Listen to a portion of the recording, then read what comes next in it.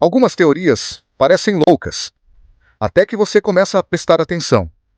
Uma teoria diz que estamos constantemente sendo observados, não por pessoas, mas por sistemas que aprendem tudo sobre nós.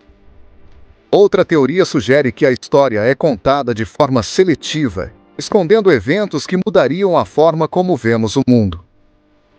Há quem acredite que certas tecnologias nunca foram destinadas a serem públicas, e o que usamos hoje é apenas uma versão controlada. Alguns dizem que as coincidências não são acidentes, mas padrões criados para guiar o comportamento.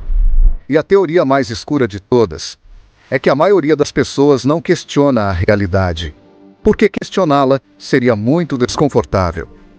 Agora, pergunte a si mesmo: e se essas teorias não fossem apenas teorias?